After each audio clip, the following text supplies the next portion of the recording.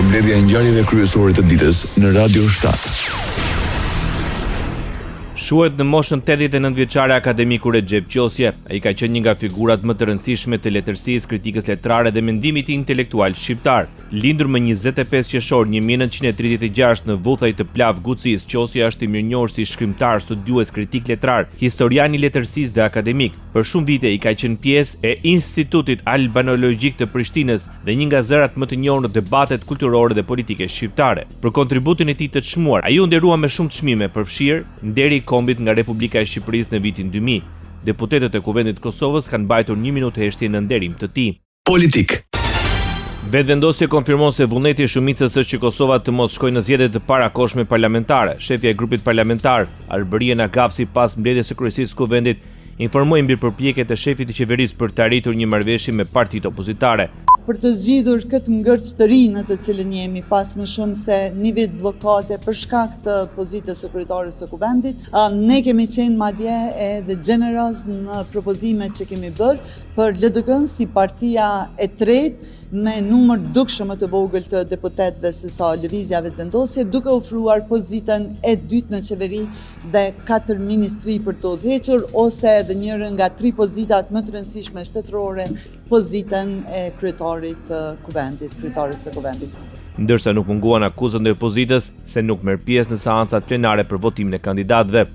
Si deputet të Lëvizjes Vetëvendosje edhe me datën 5 mars, por edhe cilën do prej ditëve që ka një propozim, jemi të gatshëm edhe të vullnetshëm që të votojmë për presidentin e vendit. Pra, këtë pyetje duhet t'u bëni edhe deputetëve të partive tjera, ndërkohë që kryeministri Kurti, kryetari i Lëvizjes Vetëvendosje, është duke u angazhuar edhe në vazhdimsi ka bërë propozime në zgjidhje të ngërçit në të cilën jemi tashmë.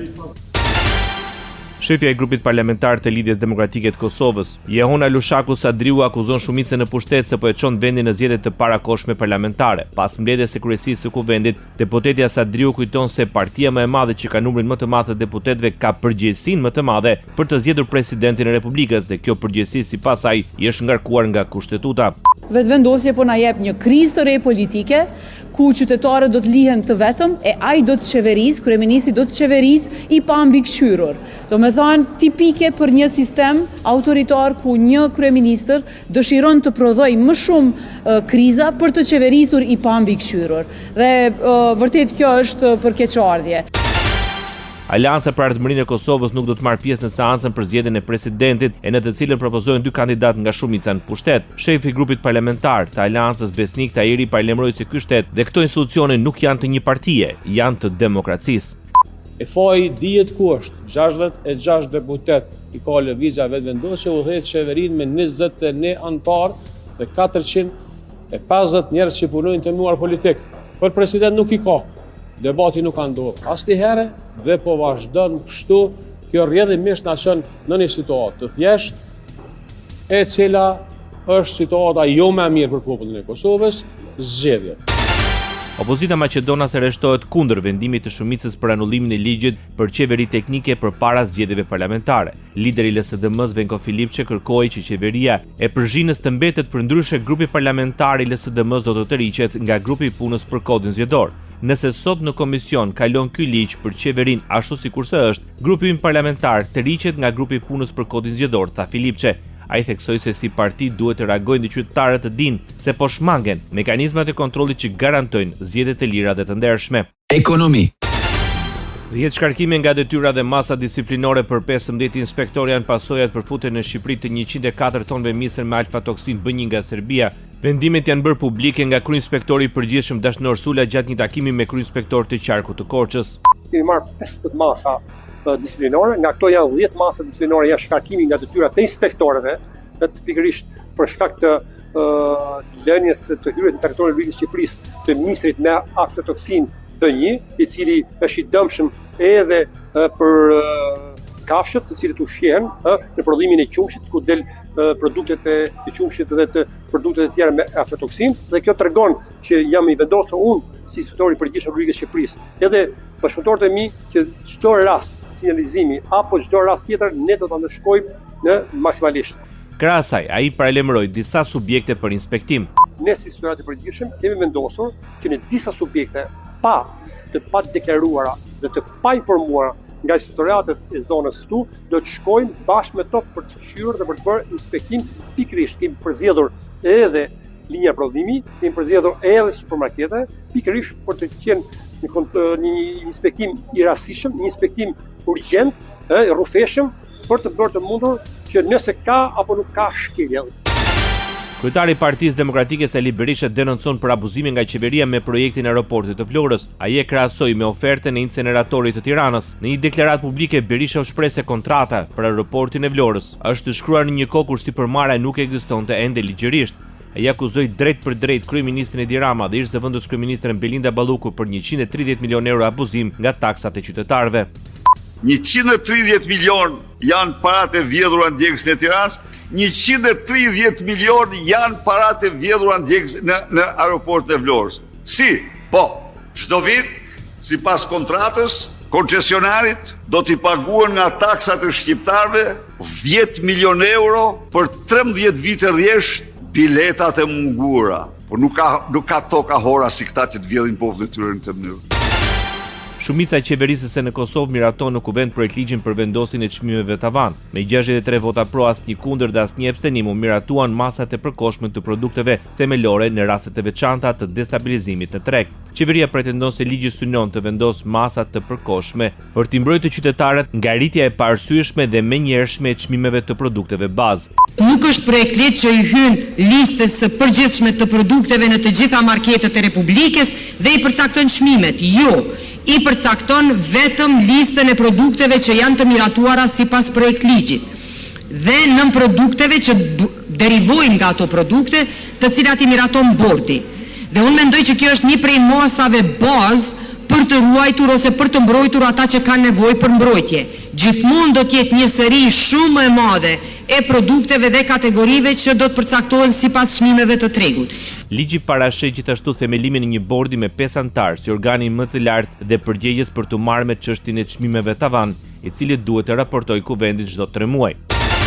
Inspektoriati Qendror i Punës në Kosovë kërkon rritjen e standardeve të sigurisë dhe parandalimin e aksidenteve në vendet e punës. Pas takimit me shoqatën e ndërtuesve të Kosovës, kreu i këtij institucioni, Kastrioti Jashari, deklaroi se koordinimi i ngushtë ndërmjet institucioneve dhe punëdhënësve është jetik për të garantuar një mjedis të sigurt për të gjithë punëtorët. Deri tani janë rreth 170 inspektime dhe riinspektime dhe keni vendalime, domethënë pikat vendaluese që janë rreth 70 deri më tani. Ka pas edhe lejime varësisht prej kompanive ose subjekteve të cilat i kanë plotësuar rekomandimet.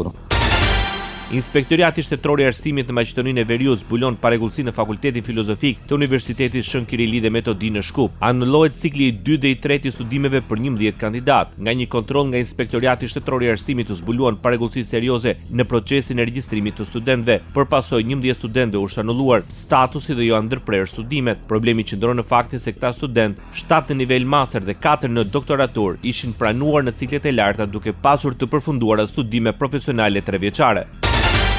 Miratohet ndërtimi i pikës së rekufitare midis Bullgarisë dhe Maqedonisë së Veriut, Strumja-Niberov. Projekti mund të fillojë pasi të përfundojnë procedurat e nevojshme ekologjike në Ministrinë e Mjedisit dhe Burimeve Ujore. Kryetari i komunës së Strumjanit, Emil Iliev, deklaroi se paralelisht me këto procedura janë ndërmarrë aktivitete për koordinimin e institucioneve për shkak të së cilës ai beson se punimet mund të përshpejtohen. Rruga prej 8 kilometrash deri në kufi është miratuar dhe është zgjedhur opsioni më i shkurtër dhe më ekologjik.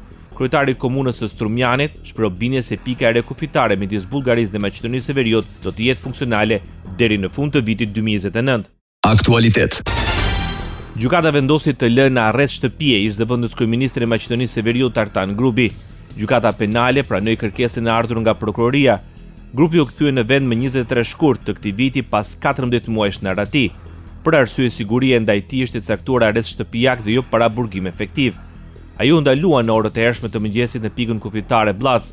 Ish-zëvendës kryeministri akuzohet për veprën penale keq përdorimi detyrës zyrtare.